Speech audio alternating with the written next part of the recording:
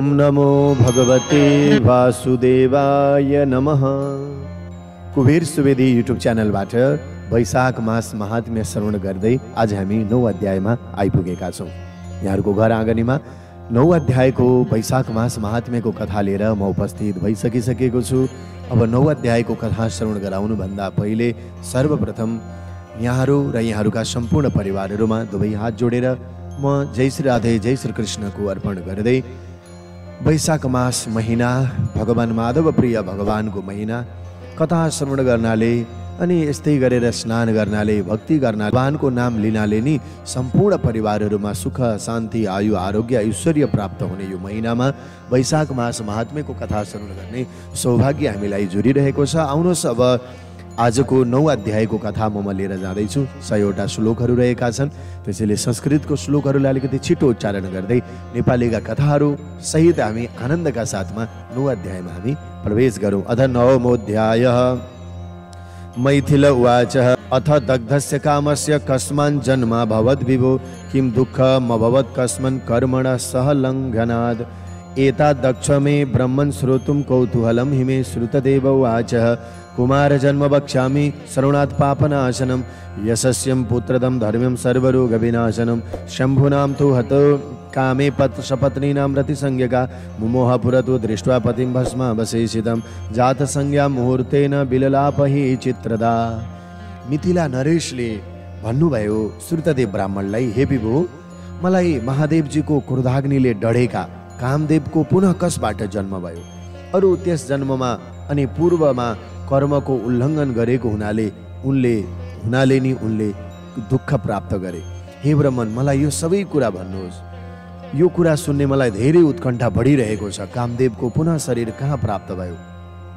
तब श्रुतदेव ब्राह्मणले भन्नुभयो, हे राजन, म तपाईलाई कामदेवको मात्रै होइन कुमार जन्मको वर्णन पनि गर्नेछु। शिवका पुत्र जसको श्रवण गर्नाले मात्रै पनि सबै पापहरू नष्ट हुन्छन्। यो श्रवण गर्नाले यस बढ्छ। यो कथा श्रवण गर्नाले पुत्र प्राप्ति हुन्छन्। पुत्रहरू सद्गति सद्मार्गमा लाग्छन्। धर्म बढाउनेवाला कथा छ। रोगहरूलाई पनि नष्ट गर्ने कथा हो यो। भगवान शङ्करद्वारा कामदेव नष्ट भए पछाडि रति नाम गरेकी उनकी पत्नी थिइन्। कामदेवकी पत्नी जसको नाम थियो रति, र उनकी पत्नी रति आफ्नो अगाडि भस्म मात्र शेष रहेको पतिलाई देखेर मोहित भइन्। 2 घडी 48 मिनटसम्म त बेहोस भएर लडिन्। त्यस पछाडि होस आयो। आफ्नो पतिको शरीर त भस्म मात्रै छ, शिवजीको क्रोधाग्निबाट जलेर। त्यस पछाडि विलाप गर्न थालिन् उनकी पत्नीले।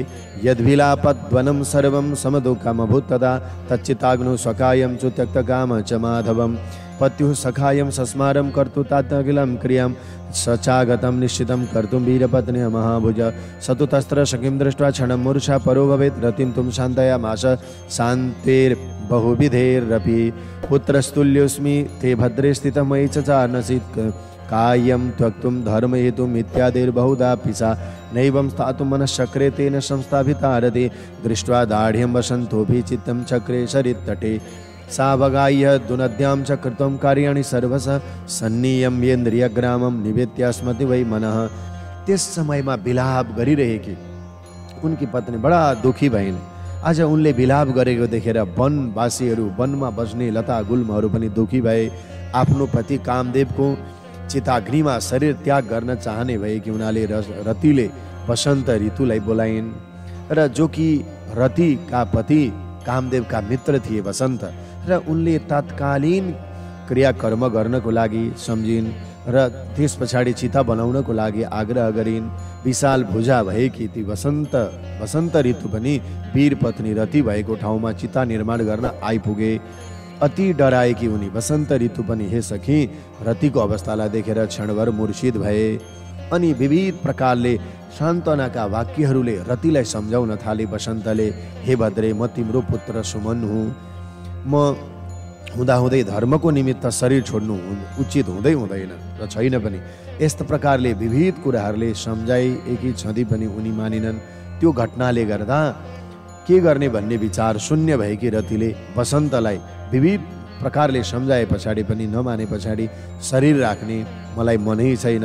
त्यसो भएको हुनाले त्यो दृढ सङ्कल्पलाई देखेर वसन्तले पनि नदीको किनारमा चिता बनाइदिए र त्यस पछाडि रतिले गङ्गाजीमा स्नान गरेर आइन् आफ्नो पतिकै साथमा सती हुनको लागि र गङ्गामा स्नान गरेर चितामा प्रवेश सम्बन्धी सबै कार्यहरू सकेर आफ्ना इन्द्रियहरूलाई राम्ररी नियम पालना गरेर मनलाई आत्मवृत्तिमा आत्मामा स्थित गरिन् रतिले।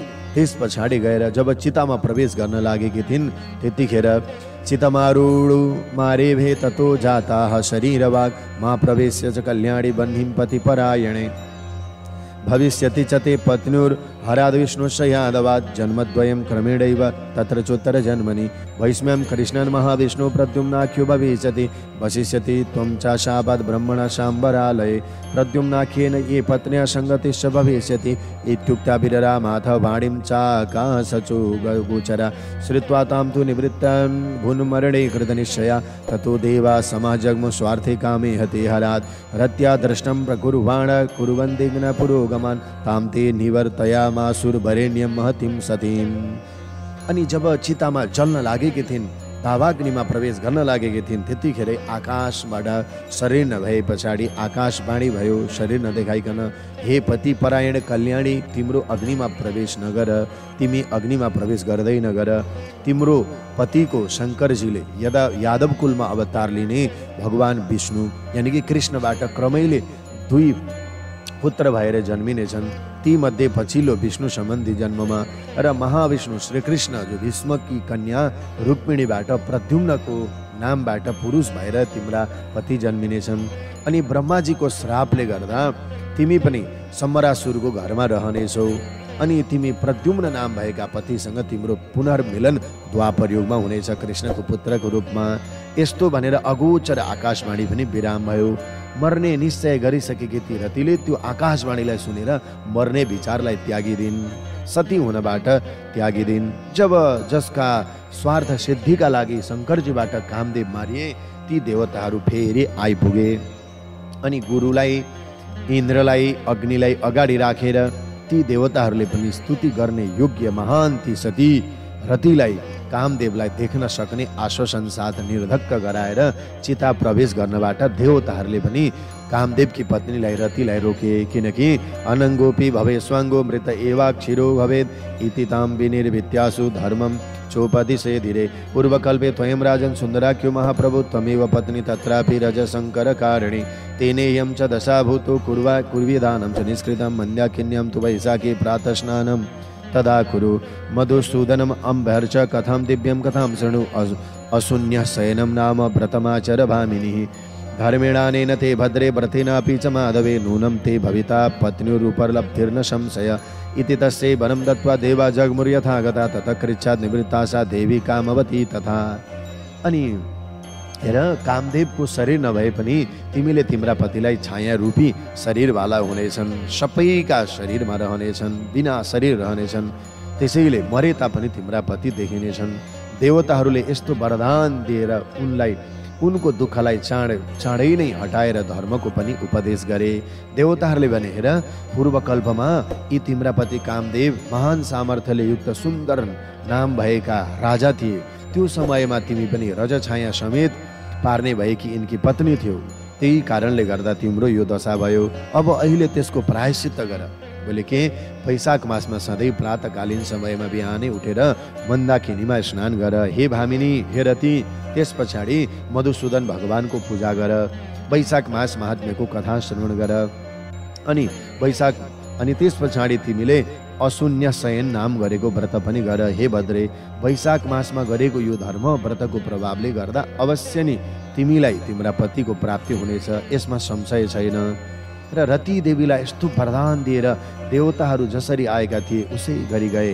तब कामदेवकी पत्नी रति देवीले पनि अगाध पीडाबाट निवृत्ति भएर देवताहरूले भने जस्तै गर्न थालिन् के गंगा आवागनम चक्रे मेष संस्थिति वाकरे अशून्य शयनम नाम व्रतम चापि महामना तेन पुण्य प्रभावेण सद्य कामोक्षि गोचर अभुस्तस्य महाराज लोके चार्य च वीर्यवान। पूर्वकल्पे त्वमपि राजा धर्म परायण वैशाखोक्त महान् धर्मं चक्रेतेन सुस्मर देहहानिं प्रवेदेशो पुत्रतुपि परमात्मना वृतानीते तु वैशाखे मेष संस्थे दिवाकरे अवस्थेयं च देवानां मनुष्याणां तु का कथा त्र्यम्बकेत हितस्सापि निराशा च गिरिकन्यका तूष्णीं स्थितं तदा भ्रातां तां दृष्ट्वा हिमवान् गिरि चकितः स्वगृहं निन्ये दोर्भ्यां त्वां परिरभ्य च। मेष राशिमा सूर्य रहँदा वैशाख मासमा गंगा स्नान गरिन् अनि विशाल मन भएकी ती देवीले अशून्य शयन नाम गरेको व्रत पनि गरिन्। हे महाराज, त्यस पछाडि त्यस पुण्यको प्रभावले गर्दा त जगतमा कसैले रोक्न नसकिने पराक्रम भएका कामदेव तत्काल रतिले देख्न सकिने भए। पहिलेको कल्पमा यिनी कामदेव पनि त धर्मपरायण राजा थिए, तर जति नै धर्मपरायण राजा भए पनि वैशाख मासमा गर्न बताइएका महान धर्महरूलाई भने यिनले गरेनन्। यी कामदेवले परमात्माका छोरा भएर पनि देहत्याग गर्नु पर्यो। त्यसैले मेष राशिमा सूर्य अथवा वैशाख महिनाभरि व्यर्थमै बिताउँदछ भने देवताहरूको त यस्तो स्थिति हुन्छ भने मनुष्यहरूको स्थिति के होला। फेरि अरू वैशाख महिनामा प्राप्त भएर धर्म गर्ने शरीर त पाइँदैन, यही मानव देह हो। यता त्रिनेत्र भएका शिवजी अन्तर्धान भए पछाडि हिमालयकी पुत्री पार्वती पनि निराश हुनुभयो। आफ्नो काखबाट शिव अन्तर्धान भए पछाडि पार्वती पनि निराश हुनुभयो। हो, चुपचाप रहेकी यस समयमा के गर्नु पर्दछ भन्ने निश्चित नभएकी पुत्री पार्वतीलाई देखेर हिमालयले चकित हुँदै दुवै हात समाएर आफ्नो घरमा लिएर गए। अनि रूपोदार्य गुणान् दृष्टवान् हरशैव महात्मन स एव मे पतिर्भूयादिति तन्निष्ठमानसा गंगो पकुल मापेदे तपस्तस्तुम धृताव्रता निवारितापि सा देवी पितामात्रा शोकैर्जनैर् अर्चयन्ती महालिंगम निराहार जटाधर दिव्यवर्ष सहस्रान्ते प्रत्यक्षो भुन्महेश्वर भूत्वा वर्णे तु सायन्नी वर्णशालमुखे विभो स्वनिष्ठा मनसो दार्ढ्यं वाक्यैर्नानाविधैरपि ज्ञात्वा ब्रवृद्वरं भद्रे वरयेपि महाप्रभु सा बभ्रेमे पतिं रुद्रं त्वां भवेति मनोरमा स तथैव वरं दत्त्वा ऋषीन् सस्मार सप्तचः आजग्मुस्तपे दुग्धा मुनयस्थित प्राञ्जलय पुरा। पार्वती देवीले महात्मा महादेव जी को रूप उदार गुणहरूलाई देखेर उहाँ नै मेरा पति हुनुहोस्, उहाँ नै मेरो चित्त लागिसकेको छ। पिता माता स्वजनहरूले रोक्दा पनि दृढ निश्चय भएकी पार्वती तब तपस्या गर्न गंगा तटमा जानुभयो। निराहार भोकै रहेर जटा धारण गरेर विशाल शिवलिङ्गको पूजा गर्न थाल्नुभयो। पूजा गर्दै दिव्य 1000 वर्ष बिते पछाडि महादेवजीले दर्शन दिनुभयो। साँझमा पार्वतीको पर्णकुटी घाँस पातले बस्ने छाप्रोको अगाडि ब्रह्मचारीको रूपमा आएर विभु महादेवजीले नाना प्रकारको कुराहरूले आफूमा गाडिएको मनको दृढतालाई जानेर महादेवजीले भन्नुभयो, हे भद्रे, आफ्नो इच्छित वर माग। यस्तो भन्नुभयो। तब ती सुन्दरी पार्वतीले, हे रुद्र, हे शङ्कर, हजुर मेरा पति हुनुहोस्, यसरी वर माग्नुभयो। भगवान शङ्करले पार्वतीले चाहे जस्तै वर दिएर सप्त ऋषिहरूलाई त्यही सम्झनुभयो र शङ्करको आज्ञाले सप्त ऋषिहरू पनि सम्झिने बित्तिकै त्यही समयमा त्यही उपस्थित भए। हात जोडेर सप्त ऋषिहरू महादेवको अगाडि उपस्थित भए।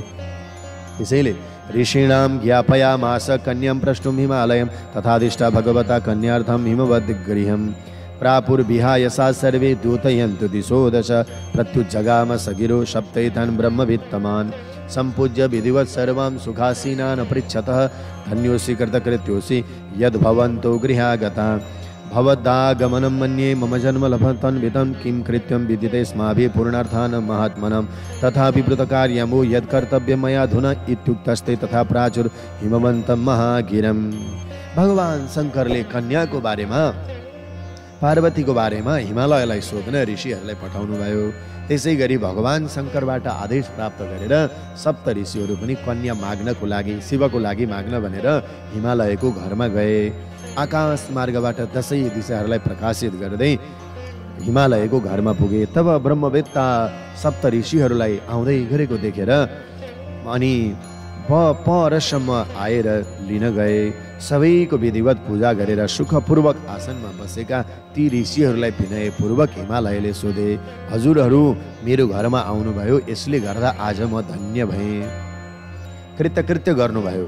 गर्नुपर्ने सबै कर्म गरिसकेँ। हजुरहरू जस्ता पावन ऋषिहरू आएर मेरो घरमा पाइला राखिदिनु भयो। म हजुर जस्ता महात्माहरूको आगमनलाई मेरो जन्मको सफलता मान्नेछु। हजुरहरू जस्तो धर्म अर्थ काम मोक्ष रूपी सबै अर्थले परिपूर्ण हुनुभएका महात्माहरूको लागि हामीहरू जस्ताले दर्शन गर्न पाउनु दुर्लभ छ। त्यसो भएको हुनाले वास्तवमा केही पनि बाँकी रहँदैन।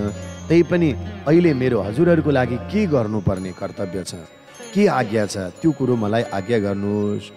यसरी हिमालयले भने पछाडि ऋषिहरूले महागिरी हिमवानलाई भने के त्वया ते सदृशं वाक्यं वक्तुं गिरिपते दृढम् अस्मदागमनं हेतु वक्ष्यामस्ते महोदय कन्या ते पार्वती नामं पूर्वं दक्षात्मजे सती जाता तव कुमारीयं यज्ञे त्यक्तकलेवरा अस्य पाणिग्रहे दक्ष सम्पूर्णान्यो जगत्रय देया संभवे देवी भवता नत्यमिच्छति पूर्वजन्म सहस्रेषु भवता सुकृतां कृतम् इदानीं तव दिष्ट्यातु परिपापमुपागतम् तेषां तद्वचनं श्रुत्वा सम्मृष्टात्मा महागिरि व्याजहार पुनर्वाक्यं पुत्रीवल्कलधारिणीं गंगातीरे निराहार तपस्तपति दुस्सरं कांक्षमाणं पतिं शम्भुर तस्य इष्टमिदं प्रीतिः। हे गिरिराज, सप्त ऋषिहरूले भने हजुरले आफ्नो स्वरूपको अनुकूल उचित तथा पक्का कुरो भन्नुभयो। हामीहरूको आगमनको जो कारण छ त्यो हामी भन्छौँ, जसले गर्दा हजुरको पनि कल्याण हुनेछ। हजुरकी जो छोरी छिन् कन्या पार्वती पूर्वकालमा यिनी पूर्व जन्ममा दक्षकी कन्या सतीको रूपमा जन्म लिएकी थिइन्, जो कि अहिले हजुरको घरमा कुमारीको रूपमा आएकी छिन्। हो, यिनले दक्षको यज्ञमा शरीर त्यागेकी थिइन्। यिनको पाणी ग्रहण विवाह गर्नमा समर्थ भगवान शम्भुलाई छोडेर त्रिलोकीमा ती पार्वती देवी भगवान शम्भुलाई नै दिनुहोस्। हजुरले आफ्ना हजारौं पूर्व जन्महरूको पुण्य गर्नुभएको थियो, त यस बेला हजुरको भाग्यले गर्दा ती पुण्यहरूको परिभाग भएर फल सामनेमा आइरहेको छ।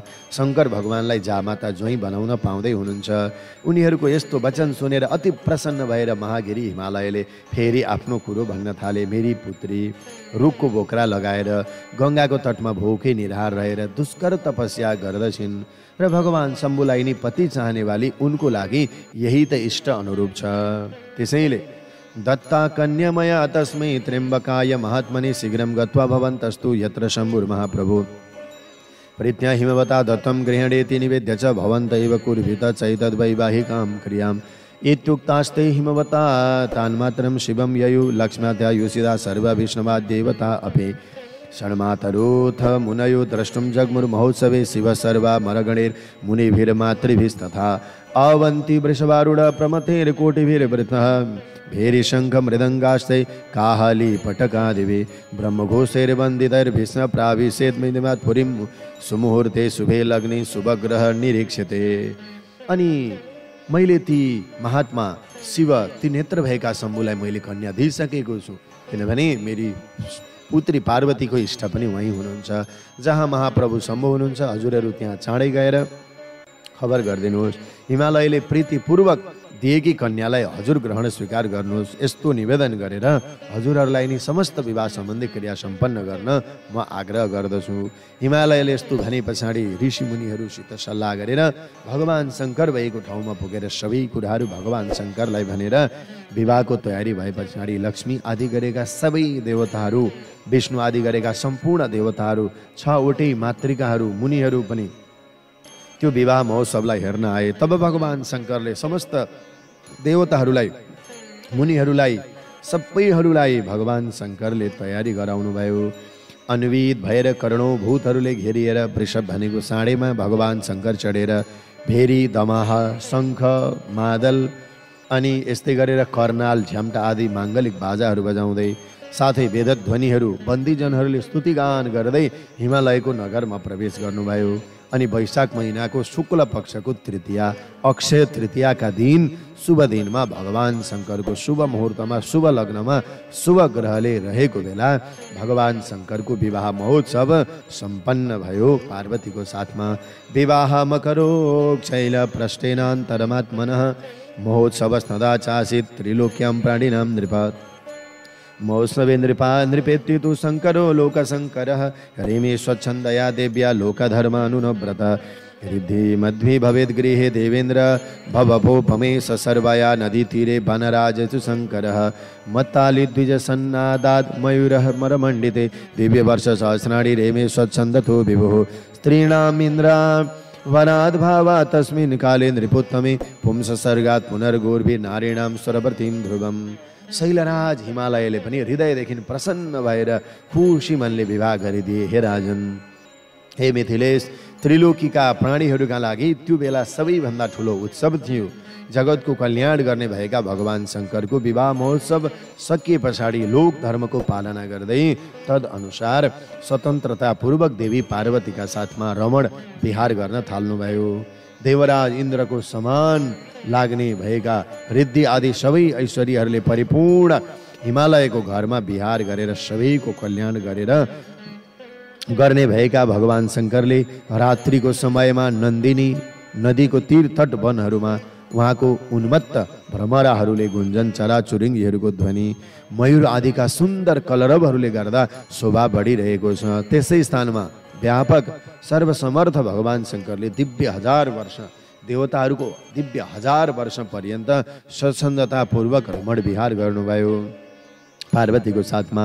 हे श्रेष्ठ राजन, त्यस समयमा पुरुषको अति संसर्ग हुँदा नारीको गर्भमाथिको गर्भ आज स्त्रीहरू इन्द्रको श्राप हुनाले गर्दाखेरि गर्भ रहने वरदान नभएकोलाई गर्दा आज यहाँ प्रतिदिन विहार गर्नाले भगवान शङ्करबाट भवानीको गर्भ पनि रहन सकेन। त्यसैले प्रत्यहम रमणा देव्या अनाभूत गर्भो हरात्मदा देवनाभर भवचिन्ता पुत्रलाभात् भरात् विभो सर्वे सङ्गस्य संयत्र मिथैव बवासिरे कामी वा भूद्रजौ नित्यं शक्तो देव्य हरस्मराट् नास्माकं सिद्धे कार्यं नित्यं गर्भस्य संसर्वात् पुनरतिर्यथा न स्यात् तथास्माद्विर्विधिर्यथां मिथ एवं तु संवास्य विचिन्वन् क्षणमत्रते अग्निं कृते विनिषद्य अचुर्मान पुराशरं मुखं त्वमग्निदेवानां त्वं बन्धुर्गतिरेव च इदानीमपि गच्छत्वं रमते यत्र वै। प्रतिदिन विहार गर्नाले भगवान शङ्करबाट भवानीको गर्भ नरहे पछाडि यसकारण महादेवको पुत्र प्राप्ति नभएकाले अब तारकासुरको पनि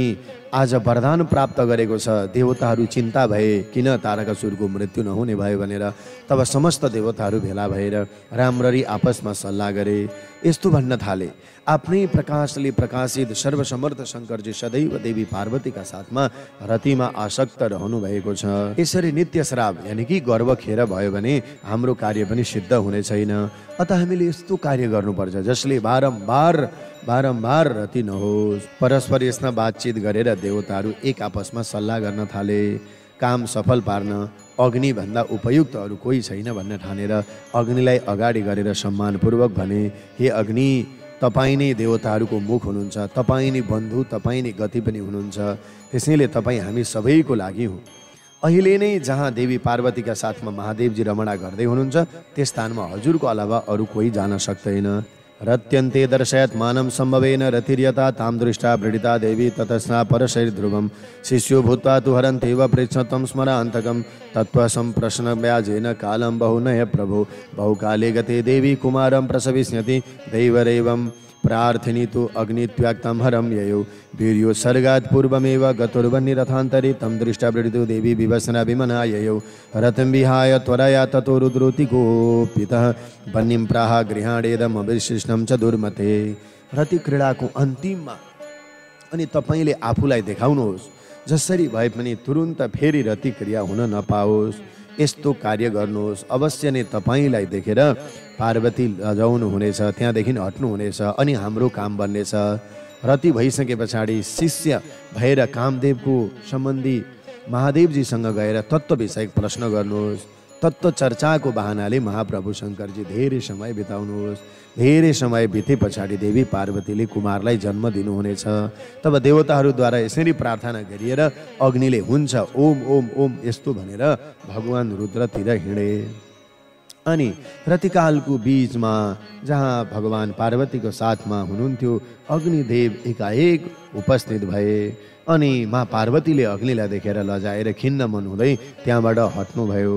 त्यस पछाडि अत्यन्त क्रोधित हुनुभएका शिवले तुरुन्तै रति त्यागेर त्यहाँबाट उठेर अग्निलाई मद्वीर्यं दुस्सहं पापं रतिविघ्नस्त्वया कृता उत्स्रक्षामि च मद्वीर्यं तन्मुखे हव्यवाहन इत्युक्तोष्टस्मन् वीर्यं हव्यवाह मुखे हर तद्वृत्वा दह्यमानशन् स्वेदेरे वीर्यमुल्बणं चिन्तयामानो ययो धाम देवानां यज्ञपुरुषः कथञ्चित् प्राणमुद्धृत्य देवेभ्यस्तन्न देवयत् देवा बह्निरितिं श्रुत्वा हर्षशोकशमाययु स्थितं वीर्यमिति लादं कथं तु प्रसवो भवेत् इति दुःखं तदा चासीत् वह्नि कुक्षौ दुशाम्बवं बभृते तेजसा क्षिप्तं दशमास गतास्नदा। पापहरूमा तिमीले मेरो रथीमा विघ्न गर्यौ, त्यसैले मेरो सहन मेरो वीर्यलाई आज तिमीले धारण गर, वहन गर, किनभने तिमी सबै हव्यवाहन हौ। देवताहरूको लाई हवन गरेको पदार्थहरू तिमीले नै पुर्याउने गर्दछौ। आज देवताहरूले नै सम्बोधन गरेर तिमी पनि यही ठाउँमा आएर मेरो रथीलाई आज तिमीले विघ्न बनाएको हुनाले यो वीर्यलाई तिमीले धारण गर। यस्तो भनेर भगवान शङ्करको वीर्यलाई अग्निले धारण गरे।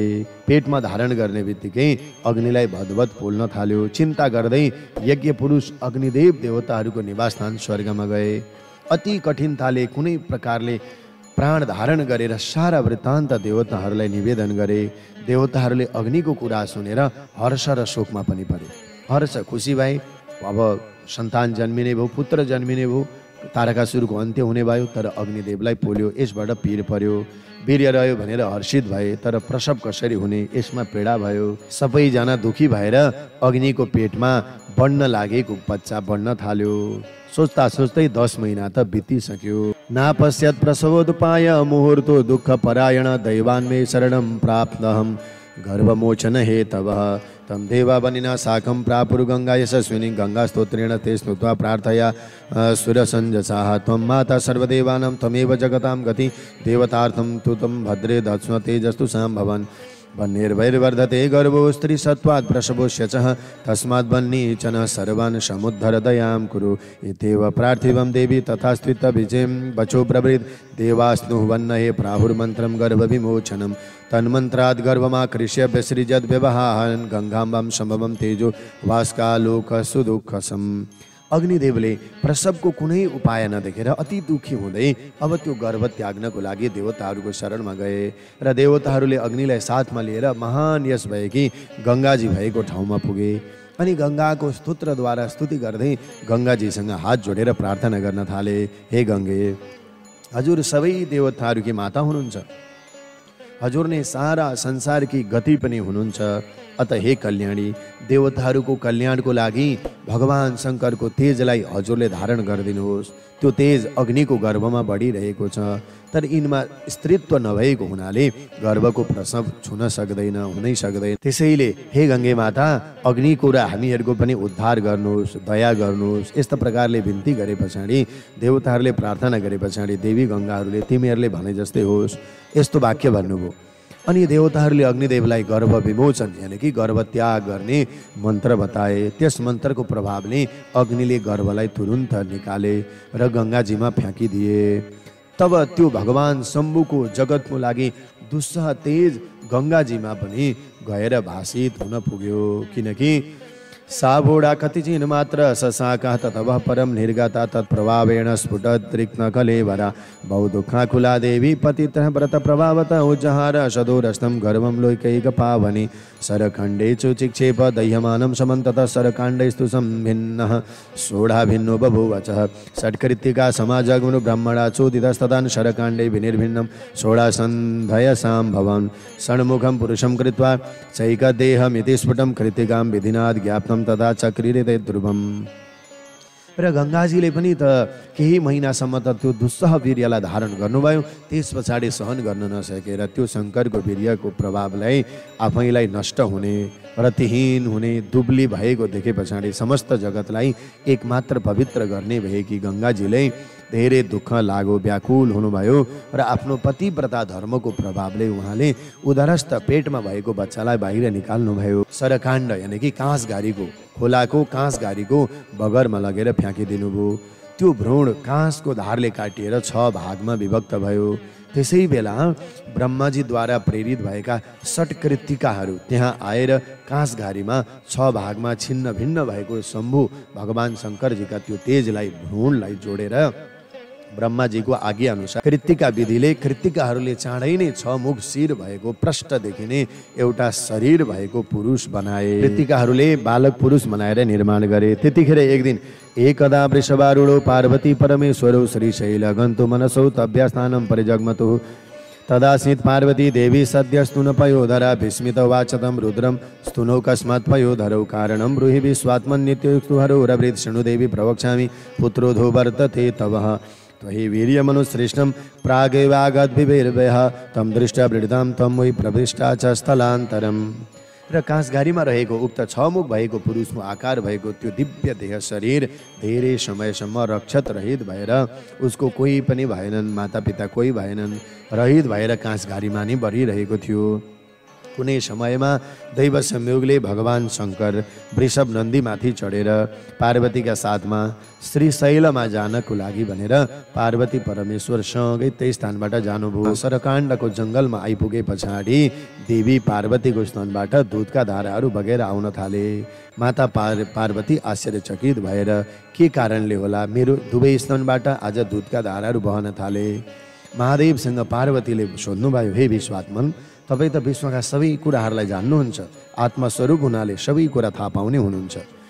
आज मेरा दुवै स्तनबाट दुधका धाराहरू बहनुको कारण के हो त्यो भन्नुहोस्। यसरी पार्वतीले सोधे पछाडि शङ्कर भगवानले भन्न थाल्नुभयो, हे देवी, म भन्छु सुन, तिम्रो छोरो उति तल छ। किनभने पहिले रतिकालमा तिमीमा जुन वीर्य खस्नुपर्ने अघि नै त्यो स्थानमा हवि वहन गर्ने भएका अग्नि देवता आइपुगे। तिमी भित्र गयौ र अग्निलाई देखेर लज्जित हुँदै तिमी भित्र गयौ र अग्निले त्यो वीर्यलाई धारण गरे।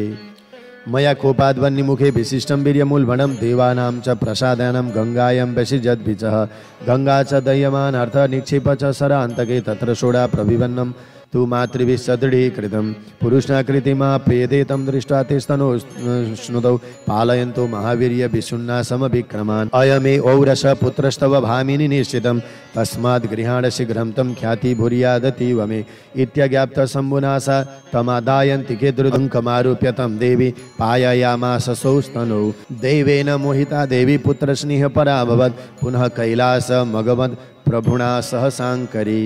त्यसै समयमा मैले क्रोधले आफ्नो वीर्यलाई अग्निको मुखमा राखिदिएको थिएँ र देवताहरूको कृपाले गङ्गाजीमा फ्याँकिदिए। त्यो तेजलाई अग्निले पनि सहन सकेनन्।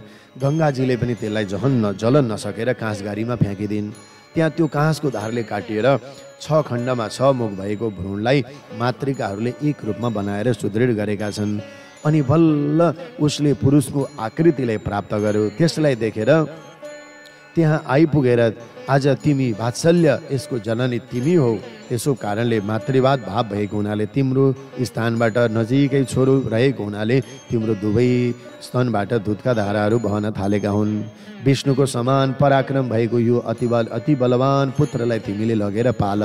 हे भामिनी, निश्चय नै यो तिम्रो औरस आफ्नै पुत्र हो, त्यसैले तिमी यसलाई चाँडै ग्रहण गर, यसले तिम्रो धेरै प्रसिद्धि हुनेछ।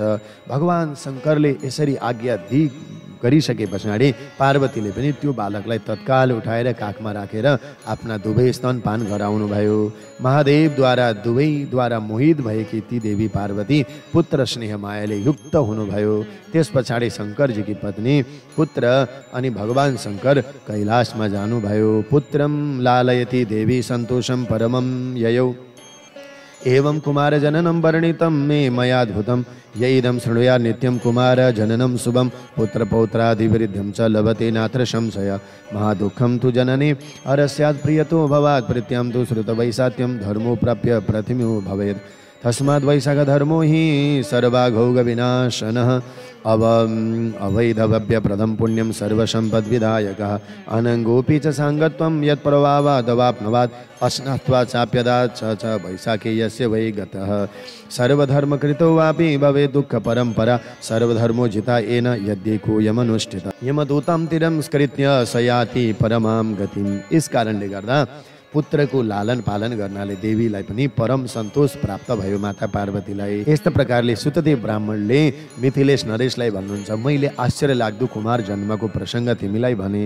जो यो कल्याणकारी छ। कुमार जन्मको प्रसङ्गलाई जसले सुन्छ सुनाउँदछ त्यसका पुत्र पौत्रादिको वृद्धि हुनेछ, यसमा कुनै संशय छैन। भगवान शङ्करको अप्रिय गर्नाले कामदेवको जन्ममा महान दुःख भयो। रति देवीले प्रेमपूर्वक सुनेको गरेको वैशाख मासको धर्म पनि उपमा रहित भयो। त्यसैले वैशाख मासमा गरेको धर्म नै सबै पापहरूलाई नष्ट गर्नेवाला हुन्छ। विधवा हुन नदिने, पुण्य बढाउनेवाला, पुण्य सदैव बढाउनेवाला, सम्पत्तिलाई पनि वृद्धि गराउनेवाला, जसको प्रभावले अङ्ग नभएका कामदेवले पनि अङ्गलाई प्राप्त गरे, जसको वैशाख महिनाभरि स्नान नगरिकन, दान नगरिकन, भगवानको पूजा अर्चना नगरिकन वैशाख महिना बित्यो भने उसलाई सबै धर्म गरेको भए तापनि उसलाई दुःख मात्रै भइरहन्छ। परस्परमा सुख प्राप्ति हुन सक्दैन, आत्मविश्वास बढ्न सक्दैन।